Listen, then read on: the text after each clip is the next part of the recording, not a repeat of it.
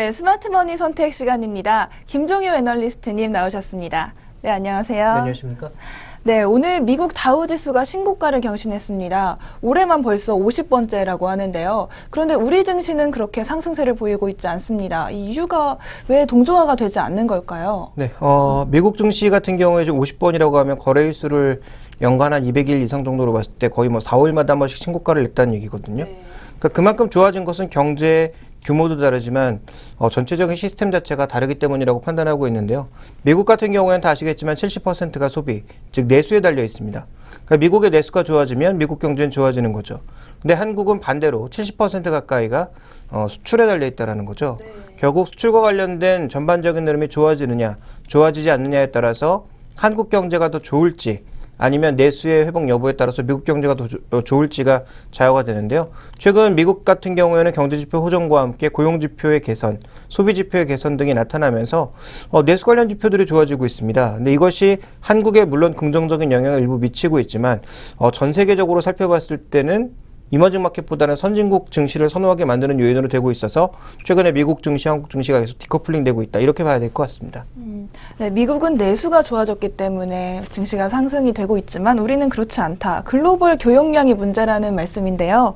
글로벌 교역량이 정체되는 이유는 무엇인가요? 네, 뭐 여러 가지 이유가 있겠죠. 먼저 전 세계 지금 GDP 대비해서 교역량이 어느 정도의 수준을 보여주고 있는지 그림으로 확인을 해보도록 하겠는데요. 준비된 그림을 보시면 전 세계 교역 규모가 늘어나고 있는 건 사실이지만 GDP와 대비해서 봤을 때는 최근 정체되고 있는 양상입니다. 그러니까 기존의 추세대로 본다면 계속 이렇게 상방향으로 우상향으로 움직였어야 되는데 현재 움직임은 이쪽으로 가고 있어 점점 갭이 발생하고 있다는 거죠. 이 갭의 발생 이유를 하나하나씩 좀 정리해 볼 필요가 있을 것 같은데요. 첫 번째로 살펴보게 되면 성장률의 둔화입니다. 2009년도에 경제 금융위기가 나타나면서 전 세계 성장률이 크게 꺾였죠. 그리고 나서 유럽이나 미국은 아직 빠르게 회복하지 못하고 있는 단계고요. 그동안 그 빈자리를 메웠던 중국이나 인도와 같은 브릭스 국가들의 성장률도 서서히 둔화되고 있는 구간입니다. 그러다 보니까 전 세계 성장률이 줄어들고 있고 당연히 교역량도 크게 늘지 못하는 그런 양상이 전개되고 있는 거고요. 그 다음으로 살펴봐야 될 것은 일부 보호무역주의가 나타나고 있다는 것입니다. 현재 그 미국 쪽의 흐름을 살펴보게 되면 반덤핑 제소권, EU라든지 미국이 주로 이머징 마켓을 노리는 반덤핑 제소건 수가 최근 들어서 꾸준하게 좀 증가하고 있는 모습을 나타내고 있는데요. 달러의 흐름과 함께 연동해서 나타나고 있는 만큼 달러가 강세 쪽으로 가면 갈수록 미국의 이 경상수지 여건은 더 안 좋아지기 때문에 전체적으로 반덤핑 제소 건수는 앞으로도 더 올라갈 가능성이 충분히 있어 보입니다. 그래서 결과를 앞두고 있는 애플과 뭐 삼성의 그 분쟁이라든지 이런 여러 가지 분쟁들, 특히 국내 철강업체들을 노리고 있는 미국 철강업체들의 분쟁 요인들은 앞으로도 꾸준히 증가할 가능성이 있어서 이런 무역 장벽들이 전체적으로 이제 시장에 부담이 되고 있는 것으로 판단해 볼 수가 있겠고요. 자, 그 다음에 미국의 ITC라고 하는 국제무역협회에서 지적재산권에 대한 조사 추이가 점점 늘어나고 있는 상황이죠. 이 지적재산권을 조사하고 있는 이유는 단 한 가지입니다. 미국의 권리를 지키겠다. 미국의 창작물을 지키겠다라는 거죠. 우리 입장에서 보면 정말 별거 아닌 것 같지만 미국에서는 뭐 디자인 하나라든지 아니면 실용 실한 특허 하나만 가지고도 굉장히 이제 타이트하게 적용을 해서 이것은 미국의 특허를 침해했기 때문에 돈을 내야 된다. 뭐 이런 이 판결들이 좀 많이 나오고 있는 거죠. 그래서 최근 들어서는 미국의 지적재산권 가지고 TPP 협상까지 논의에 오르고 있는 등 굉장히 압박 요인으로 나타나고 있기 때문에 이런 이 보호무역주의 자체가 시장에 좀 부담이 되고 있는 상황이고요. 국가별로 살펴보게 되면 최근에 이 나타나고 있는 반덤핑 제소의 주요 국가들은 중국이 타겟이고요. 그래서 보시면 중국이 가장 크게 늘었다가 최근 들어서 조금 안정화되는 모습을 보였지만 다시 증가 추세로 돌아서고 있는 양상이고요. 최근 한국 같은 경우에도 꾸준히 늘어나고 있는 모습이고 오히려 일본 같은 경우에는 전 세계 유동성 공급하면서 이런 어떻게 반덤핑 제소가 줄어들고 있는 모습을 나타내고 있습니다. 그래서 전체적으로 선진국보다는 이머징 마켓을 노리고 있는 이런 추세가 꾸준하게 좀 이어지고 있다고 봐야 될 것 같습니다. 네, 정말 다양한 이유가 있는데요. 혹시 그 외에 산업적인 부분의 변화도 있을까요? 근데 산업적으로도 여러 가지 변화를 생각해 볼 수가 있는데요. 무엇보다 G2 국가들, 우리가 이제 미국과 중국이라고 부르는 전 세계 GDP 규모로 봤을 때 세계 1, 2위를 기록하고 있는 이들 국가들의 산업의 변화가 또 중요한 내용이다라고 봐야 될 것 같습니다. 가장 먼저 미국 같은 경우에는 뭐 여러 번 뉴스에서 다뤄져서 아시겠지만 셰일가스라는 것을 최근에 가장 먼저 상업화를 했죠. 그러니까 암석 안에 갇혀 있는 그 가스와 오일들, 석유를 캐내는 작업들을 하고 있는데요.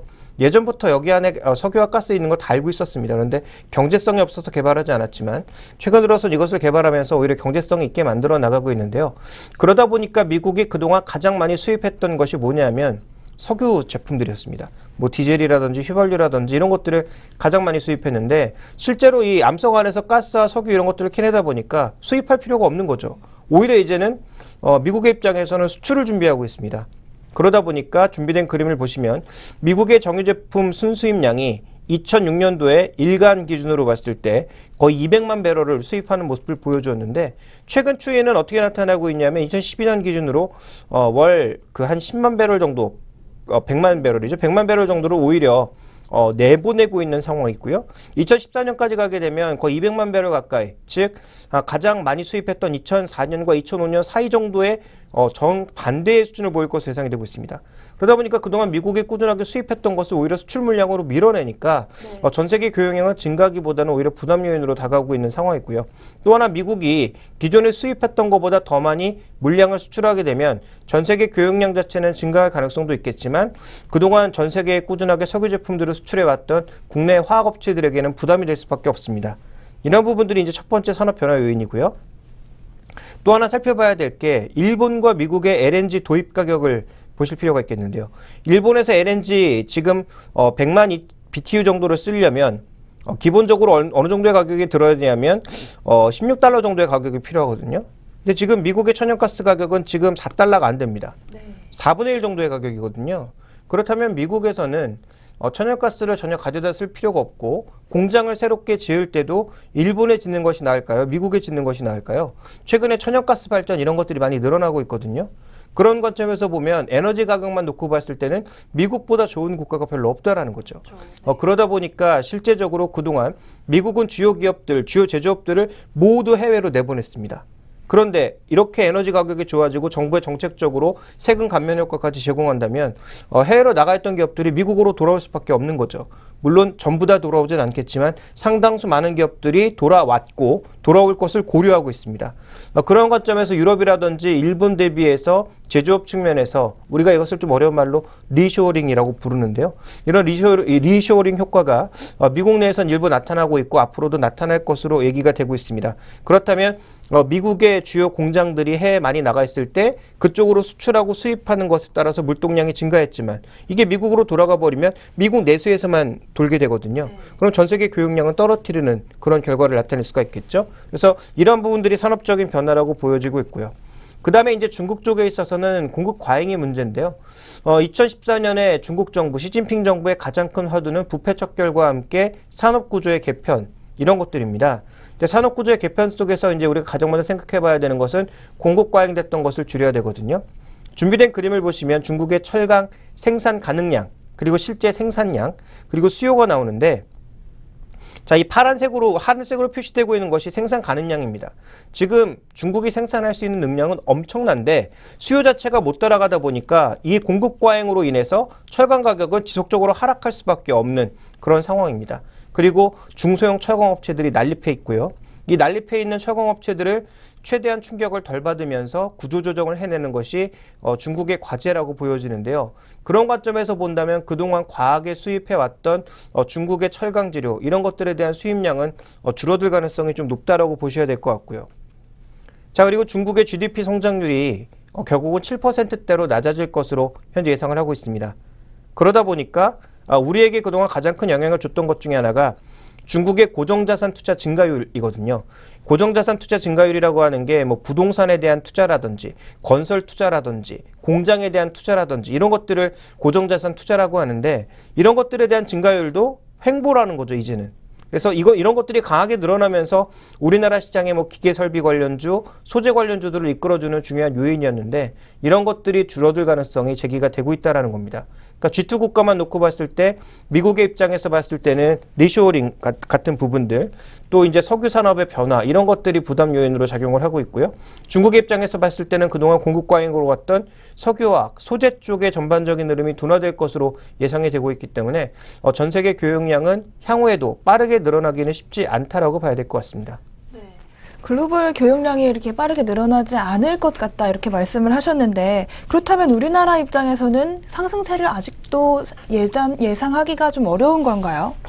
지금 2014년도의 예측 자료들을 많이 보시면 모두가 그런 것은 아닙니다만 대부분 우리 기업들의 실적이 좋아질 거고 글로벌 교역량이 글로벌 경기가 좋아짐으로써 코스피가 상승할 거다라는 얘기를 하고 있습니다. 준비된 그림을 보시면 글로벌 교역량과 함께 코스피 흐름이 나오는데요. 글로벌 교역량이 증가하는 구간에서 코스피도 같이 증가를 해왔습니다. 그래서 전체적으로 이와 관련된 수혜를 많이 받았다. 우리가 이렇게 예상을 하고 있는데 조금 전에 이제 제가 말씀드렸던 대로 글로벌 교역량이 증가하더라도 정체돼서 증가하거나 그러니까 아주 소폭 증가하거나 아니면 증가하지 않는 그런 이 횡보의 모습을 보인다면 코스피는 여전히 박스권 안에 묶일 가능성이 높다라고 봐야 되겠죠. 그래서 이 글로벌 교역량의 증가는 앞으로 우리가 계속적으로 확인해 볼 요인이고요. 만약에 늘어나지 않는다면 우리가 어떤 쪽을 봐야 되는지 그 투자 아이디어를 살펴볼 필요가 있을 것 같고 그 다음에 우리가 살펴봐야 될 체크 포인트는 최근에 지역 무역 협정이 계속 늘어나고 있습니다. 무슨 얘기냐면 나프타와 같은 이런 지역 경제 연맹체가 점점 늘어나고 있다는 거거든요. 그래서 이제 최근의 추세를 보시면 가장 얘기가 많이 되고 있는 게 TPP죠. 그래서 환태평양 지역이라고 해서 아메리카와 호주 그리고 동남아시아, 일본을 잇는 이 동그란 지역, 일종의 환태평양 지역의 주요 국가들이 모두 참여를 해서 관세를 낮추는 그런 작업들을 하고 있는데 여기에 한국이 빠져 있습니다. 한국은 참여하고자 했으나 미국의 무역대표부에서는 뒤늦게 참여하는 한국에 대해서는 약간 경계의 시각을 나타내고 있고요. 또 우리나라는 지금 중국이 이 주류로 나서고 있는 RCEP라는 것에 참여를 하고 있는데요. 지금 RCEP와 TPP를 비교해 봤을 때 TPP가 조금 더 큽니다. 왜냐하면 미국과 일본이 들어가 있기 때문이라고 판단해 볼 수가 있겠고요. 그래서 지금 이런 경제 블록들에 있어서 한국이 제대로 참여를 하지 못하고 있기 때문에 글로벌 교역량이 증가하고 있는 가운데 한국이 뒤처질 가능성에 대한 고민도 필요하다라는 거죠. 그래서 이런 부분들을 놓고 봤을 때 우리가 어떤 투자 아이디어를 얻어야 되느냐 두 가지를 생각해 볼 수 있습니다. 우리나라의 전반적인 산업이 전 세계에서 지금 독과점을 이루고 있는 산업이어서 한국을 빼고 나서는 생각할 수 없는 산업. 대표적으로 반도체거든요. 메모리 반도체 같은 경우에 삼성과 SK하이닉스 이 두 기업이 차지하고 있는 시장 점유율이 70%가 넘습니다. 그러면 이 두 기업을 빼고는 글로벌 반도체 자체는 존재를 할 수가 없거든요. 그러니까 이런 기업들은 어떤 상황이 되더라도 전 세계 반도체 수요가 줄어들지 않는 이상 꾸준하게 실적을 내거나 아니면 견조한 흐름을 이어갈 가능성이 높다라는 거죠. 그러니까 이런 종목군들에 대한 투자는 여전히 유효하다라고 판단을 하고 있고요. 두 번째로 우리가 좀 살펴봐야 될 것은 해외 거점이 많은 종목, 즉 국내에만 공장이 있는 것이 아니라 해외 현지 공장이 많아서 직접적으로 그 나라에 바로 조달할 수 있는 기업. 대표적으로는 현대차라고 봐야 되겠죠. 그래서 현대차 최근에 국내 생산량보다는 해외 생산량이 몇 배가 더 많아지고 있는 상황이니까 현대차 같은 경우에는 그런 측면에서 좀 긍정적인 부분이 있다. 또 현대차를 쫓아갈 수 있는 주요 부품사들이 상대적으로 좀 나아 보인다라고 판단하고 있고요. 그리고 시황 기준으로 봤을 때는 지금 LNG 쪽의 움직임이 좋아지면서 글로벌 조선사들의 움직임들이 조금씩 개선되고 있는데요. 이와 관련된 흐름 우리나라에서 이제 조선 빅3가 차지하는 비중이 과거에 비해서 중국 때문에 많이 줄어들었지만 여전히 글로벌 탑10 내에 세 종목이 모두 다 들어가 있거든요. 그러니까 이런 종목군들의 경쟁력이 강해질 가능성이 있다라는 측면에서 오히려 글로벌 교역량이 크게 늘지 않을 때는 전 세계에서 1위를 차지하고 있는 종목군들에 좀 더 집중을 해보고 해외 공장이 많은 종목군들에 집중을 하는 것이 상대적으로 좀 유리한 전략이 될 것으로 판단하고 있습니다. 네. 지금까지 우리나라 증시가 왜 미국 증시를 따라가지 못하고 있는지 그 원인에 대해서 산업적으로 또 다른 이유들을 분석해 주셨는데요. 저희는 잠시 후에 오늘 시장의 특징주 가지고 다시 돌아오겠습니다.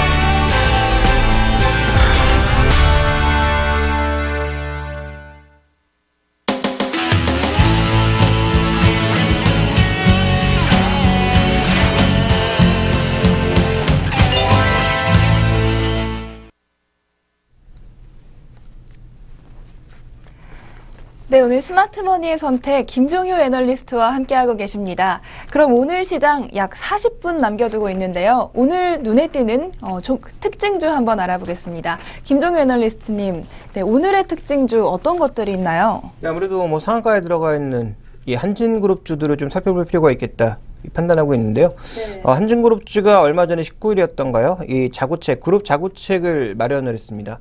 그와 관련돼서 이제 공식적으로 실제 방안들이 하나둘씩 나오고 있고요. 시장에 대해서는 그동안 이 종목들이 워낙 수익률이 안 좋았기 때문에 이런 호재가 나오자마자 뭐 상한가에 간다든지 아니면 큰 폭의 상세를 보이면서 굉장히 긍정적으로 반응을 하고 있는데요.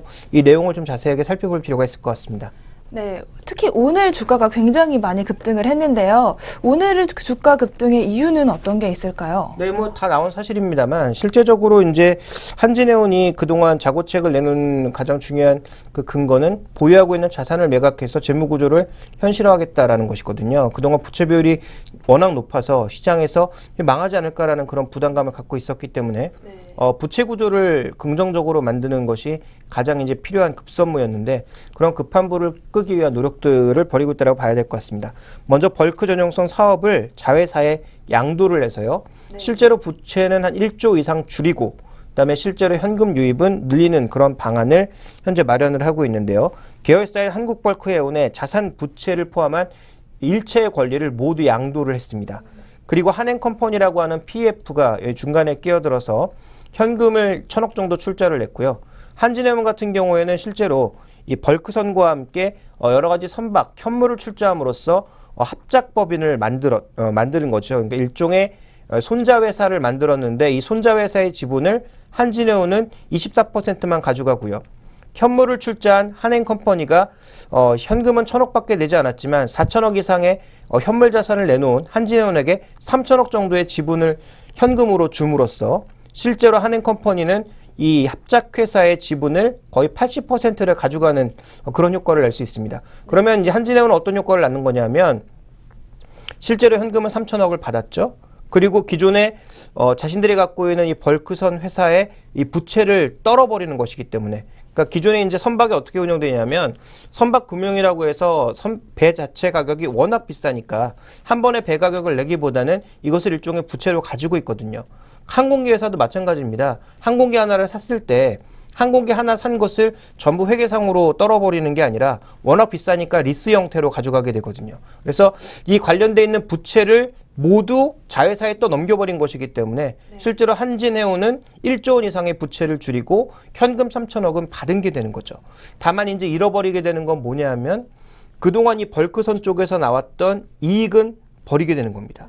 상대적으로 이익은 버리고 얻을 수 있는 것은 그동안 이 부채 때문에 냈던 이자에 대해서는 또 플러스 요인이 존재하게 되는데요. 두 가지를 비교해 보면 솔직히 이 자산을 가지고 있을 때가 낫거든요. 벌크선을 가지고 있을 때가 더 난데 버린 이유는 뭐냐면 이것을 통해서 어쨌든 1조 원 이상의 거의 2조 원 가까운 부채를 정리할 수 있기 때문에 이런 형태를 한 것입니다. 그래서 이것을 그림으로 조금 정리를 해보면 조금 전에 말씀드렸던 대로 한진해운이 현물을 합작법인에 출자를 했죠. 그다음에 한행컴퍼니라고 하는 PF가 이 합작법인에 돈을 1,000억밖에 출자하지 않았습니다. 그런데 이 현물 출자한 부분은 4,000억이 넘거든요. 그러니까 합하면 모두 5,000억 정도의 출자를 합작법인에 한 건데 한행컴퍼니라고 하는 회사가 지분 매각 대금을 이쪽으로 3,000억을 줬기 때문에 현금으로 줬기 때문에 실제적으로 이 합작법인이 5,000억 정도의 가치를 갖고 있지만 한진해운은 지분은 24%밖에 안 가져가는 거고요. 한행컴퍼니라고 하는 회사가 현금으로 1,000억밖에 출자하지 않았지만 추가적인 3,000억의 자금을 한진해운 쪽에 넘겼기 때문에 지분은 76%를 가져가게 되는 이런 거래를 하게 된 거죠. 어쨌든 급한 불은 껐다라고 평가해 볼 수 있는 상황이고요. 문제는 이제부터다라고 봐야 되겠죠. 네, 그런 시장에서는 그런 자구 노력을 인정을 한 것 같은데요. 네, 그럼 오늘 외국인들도 집중적인 매수세를 나타내고 있는데 앞으로도 추가 상승이 가능할까요? 외국인들이 사고 있는 것은 분명한데 문제는 뭐냐면 이 외국인들의 매수의 성격입니다. 그러니까 우리나라뿐만 아니라 모든 주식시장에 투자하는 방법은 여러 가지가 있죠. 그래서 주식이 올라갈 것 같으면 사는 방법도 있지만 반대로 주식이 내려갈 것 같으면 내가 주식이 없더라도 예를 들어서 앵커한테 제가 이자를 주고 주식을 빌려서 팔 수도 있습니다. 네. 그래서 팔아서 낮은 가격이 되게 되면 낮은 가격에 되사서 그 차익만큼을 취하는 그런 전략도 있는 거죠. 네. 그 오늘 외국인들 매수의 성격이 기존에 공매도했던 부분을 이렇게 매도했던 부분을 낮은 가격에 되갚고 있는 것인지 아니면 악재가 끝났기 때문에 매수가 들어오는 것인지에 대한 성격 규명이 좀 필요하다라고 판단하고 있고요. 네. 무엇보다 중요한 것은 이 그룹 구조의 전반적인 클린화, 업황 이 두 가지라고 보여지는데 먼저 준비된 그림을 보시면 한진그룹의 구조도가 나옵니다. 계열 분리가 되어 있는 상황인데 지금 조양호 회장 밑으로 한진칼이라고 하는 지주회사가 있고요. 그 밑에 대한항공이 있었죠.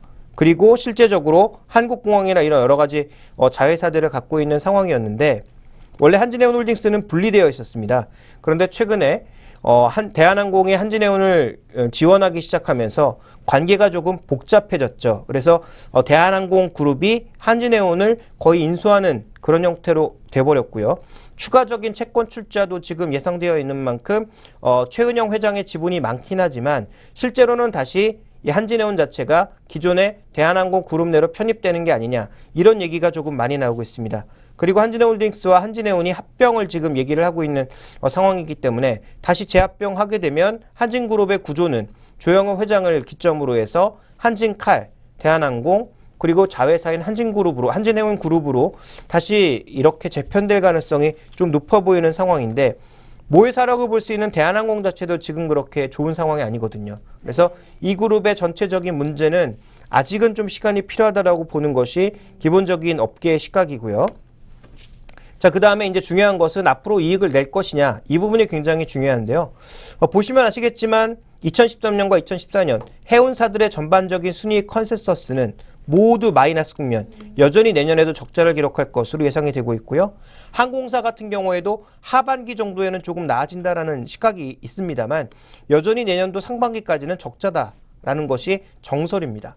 물론 이 분석이 100% 맞는 것은 아니지만 시장에서 이렇게 보고 있다는 건 결국 해운업종이나 항공업종의 이익회복이 생각보다 그렇게 쉽지는 않다라는 것을 얘기를 하고 있는 거고요. 네. 또 해운업종과 항공업종 같은 경우 대표적인 경기 민감업종이거든요. 그러니까 내년도에 전문가들이 거의 지금 매년 틀려서 과연 이 전문가라고 불러야 될지도 모르겠지만 어쨌든 이 전문가들이 전망하고 있는 내년도 경기 회복 속도가 과연 빨라지지 않는다면 해운업종과 항공업종의 이 대표적인 경기 민감업종의 움직임은 둔화될 가능성이 있다고 봐야 될 것 같고 또 하나의 변수는 금리입니다. 네. 왜냐하면 말씀드렸다시피 해운사도 배를 빌려서 용선이라고 하고요. 그다음에 항공사 같은 경우도 리스를 통해서 비행기를 운용을 하게 되는데 뭐에 가장 민감할까요? 환율과 금리에 굉장히 민감하거든요. 그러니까 지금 현재 구간에서 원화가 강세를 보이고 있으니까 환율 측면에서는 나쁘지 않은데 문제는 뭐냐면 만약에 금리가 전반적으로 올라가게 되면 외화 부채를 갖고 있는 이들의 입장에서는 이자 부담이 점점 올라갈 수 있습니다. 그래서 이와 관련된 부담감, 업황에 관련된 부담감 이런 것들을 빠르게 좀 뚫어낼 수 있어야 되는데 이것이 지금 불분명하다라는 거죠. 그러니까 단기적인 상승세는 이어질 가능성이 있고 외국인 매수도 조금 더 들어올 가능성은 있어 보입니다만 외국인 매수의 성격이 기존의 매도분을 청산하는 그런 단계라면 아마 반등도 한계를 좀 보일 수 있지 않을까라고 생각을 하는 것이 이제 일반적인 시각일 것 같고요. 그리고 전반적으로 지금 보시면 이 해운 시황에서 빠르게 회복되고 있는 것은 두 가지로 나눠야 되는데 컨테이너가 있고 벌크가 있습니다. 네. 이게 벌크라고 하는 건 뭐냐면 포장되지 않은 것을 벌크라고 하거든요. 그러니까 대표적으로 예를 들어서 웹벌크 같은 경우에는 뭐 석유라든지 이런 것들을 뭐 포장할 할 수는 없는 거 아니겠습니까? 그러니까 원유 같은 경우에는 주로 이제 이 벌커로 나르게 되고요. 탱커 같은 것들로 나르게 되고 그다음에 이제 철광석이나 아니면 그레인, 곡물류 같은 경우에도 이 포장을 할 수 없기 때문에 그냥 원물 자체를 큰 통에다 그냥 실어서 나르게 되는데 이런 걸 벌커라고 하거든요. 이런 드라이 벌커들이 최근 들어서 좀 회복을 나타내고 있지만 컨테이너는 여전히 좀 제한적인 양상입니다. 그래서 우리가 흔히 얘기하고 있는 그 뉴스 그림에서 많이 볼 수 있는 컨테이너에 담아서 나르는 그 컨테이너 운임은 여전히 회복이 좀 제한적인 상황에서 벌커 쪽만 좀 회복되고 있는 상황입니다. 그래서 준비된 그림을 보시면 벌커 쪽 물동량이 빠르게 증가하고 있지만 증가율은 줄어들고 있고요. 그리고 최근에 늘어나고 있는 물량의 대부분은 중국의 춘절 수요 때문이었기 때문에 춘절 수요가 지나간 지금부터는 줄어들 가능성, 그리고 미국도 항상 4분기에 과다 소비를 하고 나서 1분기에는 전반적으로 비수기에 들어가기 때문에 이와 관련된 부분들을 좀 고민해 볼 필요가 있을 것 같고요. 그 다음 살펴봐야 될 것이 대한항공의 부채 비율인데 올해 기준으로 800%입니다. 지금 이 항공산업의 특수성을 고려하더라도 정부에서 제시하고 있는 가이드라인이 200%인데 800%라는 건 좀 높은 수준이죠. 네. 그래서 대한항공 같은 경우에 지금 계획을 낸 것이 내년에 500% 그리고 2015년에 400%까지 빠르게 줄여나가겠다라고 하고 있는데요. 과연 이것이 계획대로 되기 위해서는 항공산업 자체가 좋아져야 되고 전반적인 시장 상황이 좋아져야 되는데 이런 부분들에 대한 적응력이 과연 대한항공이 있는지 또 한진그룹 전체로 있는지를 확인해 보실 필요가 있을 것 같고 한진해운 같은 경우도 지금 매년 갚아야 될 부채들이 우리가 흔히 시쳇말로 얘기해서 장난이 아닙니다. 그래서 이와 관련된 부담들을 매번 해소해 나가야 되기 때문에 굉장히 좀 부담 요인들이 많다라는 거죠. 그렇게 본다면 이들 종목군들의 전반적인 추이, 조금 전에 질문해 주셨던 외국인들의 집중적인 매수에 의한 긍정적인 효과는 일시적일 가능성이 높다라고 봐야 될 것 같습니다. 그래서 가장 중요한 것은 재무 구조를 바르게 만드는 것도 장기적으로는 중요하겠지만 업황 자체가 좋아져야 현금 흐름이 좋아지고 그 현금을 바탕으로 남들에게 돈을 벌리거나 가지고 있는 자산을 팔지 않고서도 스스로 채무 조정을 할 수 있다라는 거죠. 그러니까 이런 상황이 만들어져야 되는데 아직까지 한진그룹의 전반적인 추이는 이런 상황을 만들기에는 그렇게 쉽지 않다라는 점을 주목해 보셔야 될 것 같고요. 그런 관점에서 본다면 한진그룹에 대한 전반적인 투자 관점은 저는 여전히 조금 제한적으로 보는 것이 좋지 않을까. 그렇다면 단기적인 반등은 조금 더 이어지되 단기적인 반등이 나타난다면 정말 초장기로 투자하시는 분들이 아니라면 정리를 하시는 게 좋을 것 같고요. 만약에 이들 종목에 이제 투자의 우선순위를 정한다면 가장 장기적으로 그나마 좀 나아 보이는 종목이 뭐냐? 그래도 대장 역할을 할 수 있는 대한항공이 가장 나아 보이고요.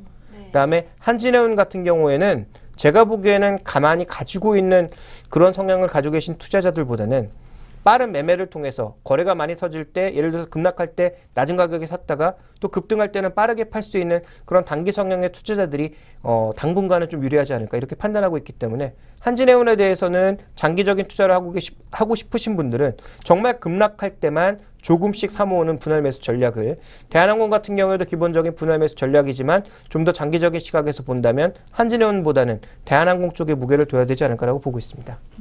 네, 오늘 급등을 하기는 했지만 여러 가지 부정적인 요소들을 잘 고려해야 한다 이런 말씀 잘 해주셨는데요.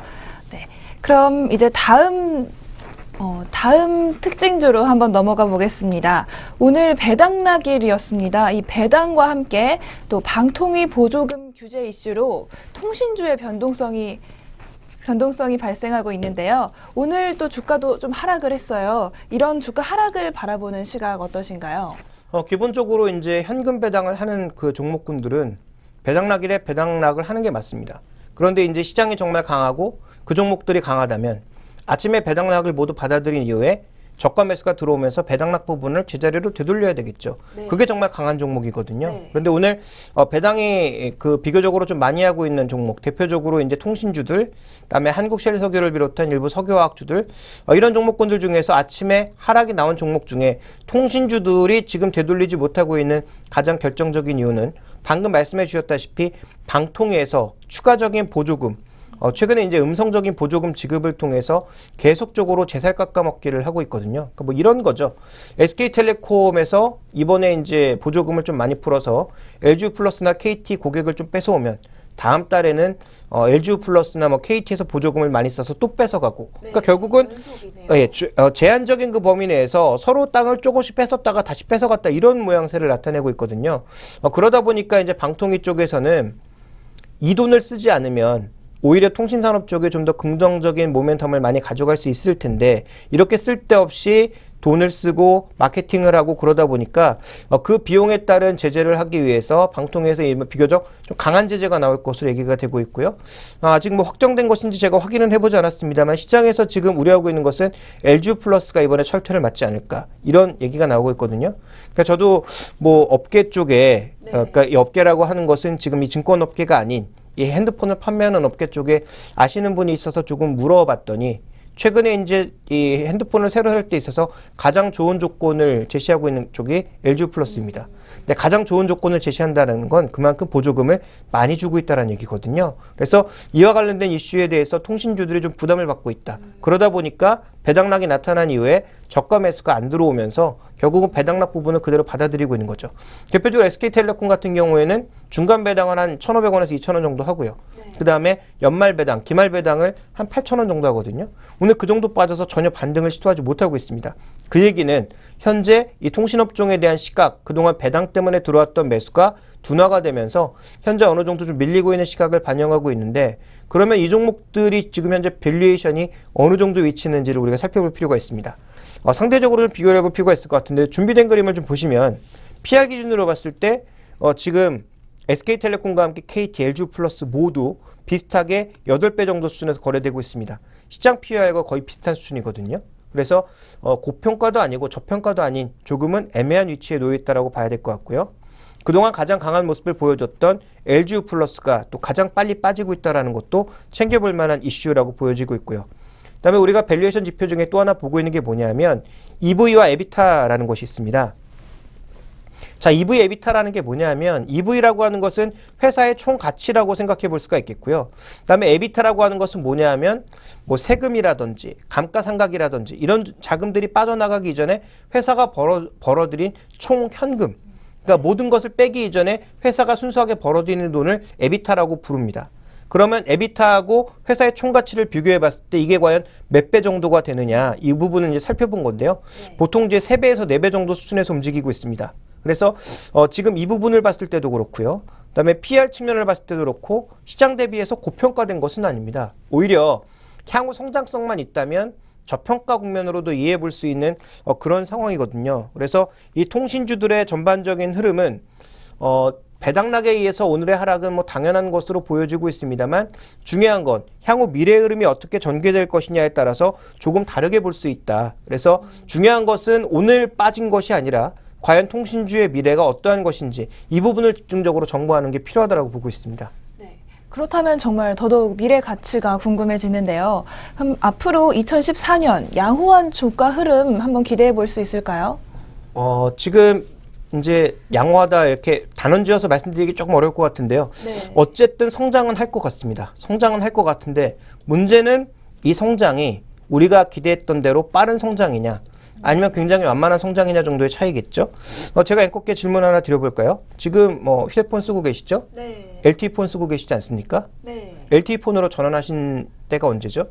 올해입니다. 네, 그 대부분 올해 LTE로 전환을 했고, 네. 지금 이제 남아 계신 분들도 아마 내년 초반 정도까지는 대부분 LTE로 전환할 가능성이 높아 보이죠. 그래서 네. 정말 이제 연세가 많으신 어른분들을 제외한다면 젊은 분들 혹은 조금이라도 이제 이 데이터를 이용하실 수 있는 분들은 LTE로 전환할 가능성. 왜냐하면 보조금이 그쪽으로 집중되니까 당연히 그쪽으로 갈 수밖에 없는 저렴하죠. 네. 상황이겠죠. 그래서 그런 부분을 고려해 본다면 우리가 ARPU라고 하는데 가입자당 이익은 앞으로도 증가할 가능성. 왜냐하면 기본적으로 저희 부모님 같은 경우에도 지금 어머님께서만 피처폰을 쓰고 계신데 네. 한 달에 요금이 저희 어머니가 19,000원을 넘는 적이 거의 없거든요. 그런데 저희 어머니도 이제 제가 한 다음 달 정도에 스마트폰으로 바꿔드릴 예정인데 제일 낮은 요금이 35,000원부터 시작을 하니까요. 네. 기본적으로 내는 통신요금은 올라가게 돼 있습니다. 그러다 보니까 이제 자연스럽게 이익률이 통신업종들이 올라갈 수밖에 없는 거죠. 그래서 준비된 그림을 보시면 지금 내년도에도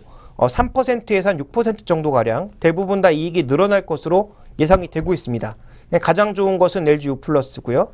그 다음에 이제 KT, SK텔레콤 정도가 좋아질 것으로 예상이 되고 있기 때문에 전반적인 이익 성장은 나타난다. 이렇게 보시는 게 일단 기본적인 포인트입니다. 그런데 이 정도의 성장률로 과연 우리가 만족할 수 있는가? 그거는 아니라는 거죠. 그래서 이 이외에 기본적으로 LTE로 전환하면서 나타날 수 있는 그 통신요금의 증가로 인한 성장성은 누구나 알고 있는 사실이고 성장률이 정체될 것이기 때문에 다른 부분에서의 성장이 필요하다라는 겁니다. 네. 그래서 그 부분으로 우리가 가장 기본적으로 생각하고 있는 게 LTE폰으로 가장 많이 하시는 게 뭐죠? 인터넷 검색과 네, 인터넷 말고 네. 또 이용하시는 부분들은 없습니까? 그러니까 저 같은 경우에는 뭐 방송 같은 것을 제대로 챙겨보지 못했을 때 네, VOD 같은 거 많이 사게 네. 되거든요. 그리고 뭐 유튜브를 비롯한 그런 여러 가지 동영상 서비스들을 좀 많이 이용을 하고 최근에 이제 어르신분들 같은 경우에도 그런 방송을 돈을 내고 이용하시는 분들이 조금 많아지고 있고요. 또 이 LTE폰 전체 속도가 빨라지다 보니까 실시간 방송을 아예 그 스마트폰으로 보시는 분들도 조금씩 늘고 있거든요. 그러니까 이런 컨텐츠의 이용료가 전반적으로 늘고 있다라는 것 하나의 또 성장 요인이 되겠죠.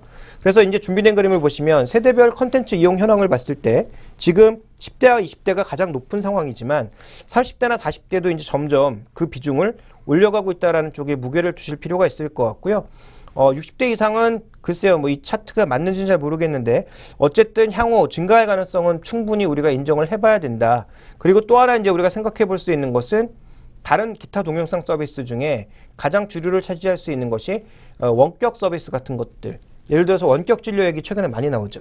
그래서 이런 문진 자체가 얼마나 정확한 진료를 하게 될지 그것은 논외로 치더라도 기존에 있는 통신망을 가지고 통신망 자체가 좋아지다 보니까 좀 더 다양한 서비스를 구사할 수 있다라는 거죠. 그러니까 당연히 방송 보고 그다음에 뭐 음악 다운받고 게임 다운받고 이런 것도 중요하지만 기존에 이 통신망을 이용한 다른 여러 가지 서비스들을 추가적으로 런칭할 가능성이 앞으로 굉장히 높아지고 있다라는 점을 주목해 보실 필요가 있을 것 같고요. 그다음에 이제 시장에서 꾸준하게 얘기되고 있는 것 중에 하나인데 사물통신이라는 게 있습니다. 이 사물통신이라는 게 뭐냐면 이미 해외 쪽에서는 꽤 오래전부터 이슈가 되었고요. 우리나라에서도 이제 서서히 좀 이슈가 되고 있는 상황인데 머신 투 머신이라고 해서 기기와 기계가 통신을 하는 겁니다. 그런데 통신망이 좋아지면 좋아질수록 또 인터넷에 접속할 수 있는 와이파이나 NFC를 통해서 접속할 수 있는 기기가 늘어나면 늘어날수록 사물과 사물 간의 통신은 늘어날 수밖에 없다라는 거죠. 그러니까 뭐 쉽게 얘기하면 이런 겁니다.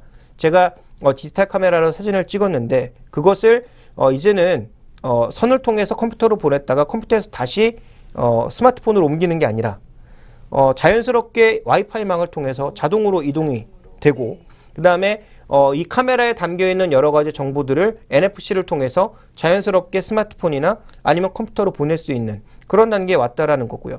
조금 전에 말씀드렸던 뭐 여러 가지 의료 진료 서비스 이런 것들도 어떻게 보면 크게 보면 M2M 서비스의 하나의 뭐 분야라고 볼 수 있을 것 같고 그 다음에 이제 또 이런 것도 생각해 볼 수가 있는데요. 지금 우리가 내년도에 IT의 화두라고 보면 웨어러블 컴퓨터를 많이 얘기하고 있죠. 입는 컴퓨터. 근데 그동안 이제 나이키라든지 뭐 아디다스 이런 쪽에서 일부 나왔던 그 스포츠 밴드들 뭘 하는 거냐면 심박수를 재서 내가 얼마만큼을 뛰었고 이 운동량이 얼마고 그렇다면 체중 감소 효과는 얼마나 되는지 이런 것들을 이제 나타내 주는 것이 그런 이 스포츠 밴드들이었는데 이런 것들이 내년도에는 뭐 삼성이나 LG 같은 이런 하드웨어를 제작하는 그런 회사에서 본격적으로 나올 가능성이 있어 보입니다. 그러면 이런 밴드들이 내 스마트폰과 자동으로 연동이 되어서 여기에 정보들을 꾸준하게 누적시켜 주는 거고요. 그 다음에 또 하나 중요한 것은 이런 누적된 정보를 나의 주치의에게 보내면 주치의가 그것을 판단을 해서 지금 운동 강도가 강하다 혹은 약하다 앞으로 어떤 운동이 더 필요하겠다라는 것을 또 이렇게 리턴해 줄 수가 있는 거죠. 그러니까 서로 피드백을 할 수 있는 이런 사물통신이 앞으로 늘어날 가능성이 제기가 되고 있는데요. 그와 관련된 종목군들은 국내에도 꽤 많이 존재하고 있습니다. 그래서 준비된 그림을 조금 보시면 센서 같은 경우를 만드는 회사들이 삼성전자, 동부하이텍, 누리텔레콤, LS산전 같은 쪽에서 이 센서들을 만들고 있거든요. 근데 이제 우리가 이제 센서라고 하면 어떤 센서를 의미를 하느냐 굉장히 다양합니다.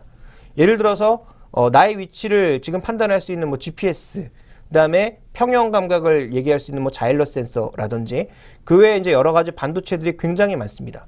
이런 반도체들을 만드는 회사들이 기본적으로는 기계에 있어서 가장 이제 밑 하단을 차지하고 있는 상황이고요. 그 다음에 이제 통신망을 이용을 해야 되기 때문에 조금 전 언급드렸던 LG U+라든지 SK텔레콤, KT 같은 그런 회사들 거기에다가 이제 데이터를 올려줄 수 있는 그러니까 실제적으로 무선망에서 유선망에서 무선망으로 계속 교체해 줄 수 있는 그런 데이터 기기들 뭐 이런 부분들과 함께 그다음에 이런 것들을 서비스해 줄 수 있는 일종의 소프트웨어 회사들 서비스 회사들 이런 것들까지 굉장히 많은 종목군들이 있거든요. 근데 이 종목군들 내에서 가장 주목할 수 있는 것은 결국은 기존 통신망을 이용할 수밖에 없다라는 거죠. 그래서 기존에 우리나라에 깔려있는 이 무선통신망이라고 하는 것이 다른 나라에 대비해서 굉장히 잘 돼 있고 LTE 서비스 이런 것들도 가장 먼저 출발하고 있지 않습니까? 그래서 우리는 벌써 지금 얘기하고 있는 게 지금 현재 우리의 서비스 단계는 4G인데요.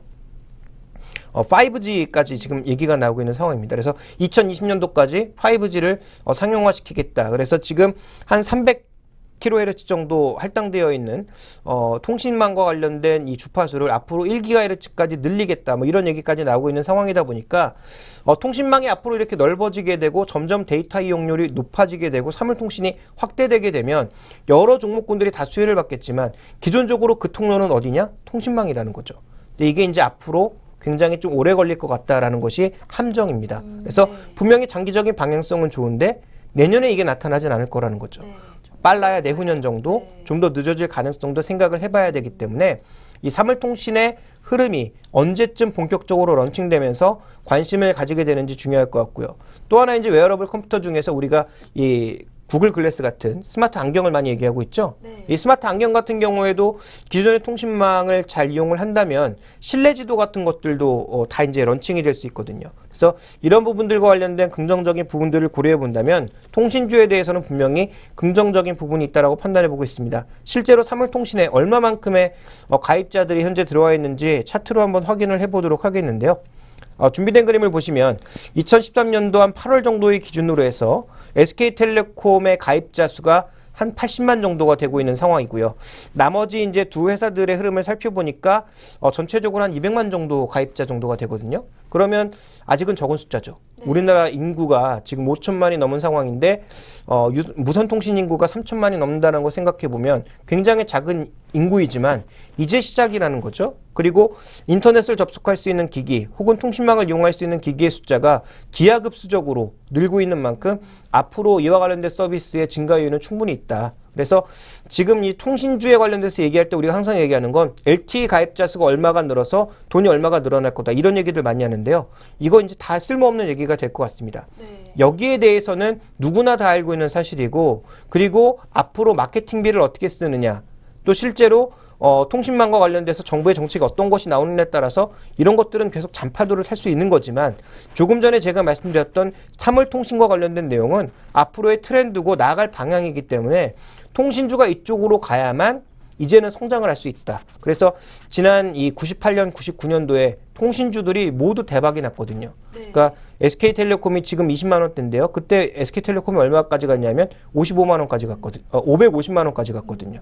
그리고 나서 지금 주가가 20만 원대로 내려온 그런 상황이니까 전체적으로 지금 보면 이 주가의 전반적인 변화 상황 자체가 굉장히 커질 수 있는 그런 구간으로 가기 위해서는 결국은 성장성입니다. 매년 2, 3% 성장해서 주가가 대박나긴 어렵거든요. 그러면 계속 배당주 이런 개념으로 가면서 연 한 3, 4% 이익만 나도 좋아야 되는 그런 안정적인 종목으로 가게 되는데, 통신주가 성장주로 가기 위해선 방금 말씀드렸던 이 사물통신의 성장을 봐야 될 것 같고요. 그런 재료가 눈에 보이기 시작한다면 저는 그때는 통신주의 개념이 안정적인 배당주에서 공격적인 성장주로 바뀌는 시점이기 때문에 그때는 공격적으로 비중을 늘려야 된다. 그렇다면 2014년도에는 뭐 단순한 트레이딩 정도 아니면 배당 수익률 정도를 노리는 안정적인 전략을 추구를 하다가 정부의 정책상 M2M을 강화하는 정책들이 나오게 되면 그때부터는 SK텔레콤과 KT를 중심으로 공격적으로 대응을 해야 된다고 판단하고 있고요. 상대적으로 LG유플러스에 대해서는 조금 안 좋은 투자 의견을 말씀드리고 싶은데요. 그 이유는 이렇게 통신망이 좀 더 고도화되고 앞에 서비스로 가면 갈수록 그동안 이제 LG유플러스가 가장 먼저 포지를 준비했다는 측면에서 프리미엄을 많이 줬지만 시간이 지나면 지날수록 오히려 경쟁 강도가 높아지는 상황에서 LG유플러스가 뒤로 밀릴 가능성도 배제할 수 없거든요. 그래서 최근 고점에서 가장 많이 떨어졌다고 생각하고 있는데, 그런 관점에서 본다면 단기 관점, 아주 초단기 관점에서는 낙폭과 대주인 LG유플러스가 유리하겠지만 점점 길게 보면 길게 볼수록 통신망에서의 점유도가 높고 앞으로의 가능성도 높은 SK텔레콤, KT 같은 경우에는 사장이 바뀌었죠. 사장이 바뀐 사장의 가장 첫 일성이 뭐였냐면 해외 진출의 가속도화였습니다. 해외 진출 여부의 성공 여부를 보면서 투자를 하시는 것이 이 통신주의 추가적인 성장, 양적인 질적인 성장을 볼 수 있는 중요한 지표가 아닌가, 이렇게 좀 보고 있습니다. 네, 중장기적으로 이제 통신주에 대한 전망까지 말씀을 해주셨는데요. 네, 오늘 스마트머니 선택, 처음에는 이제 우리나라의 전반적인 증시, 그리고 이제 특징주들 하나씩 살펴봤습니다.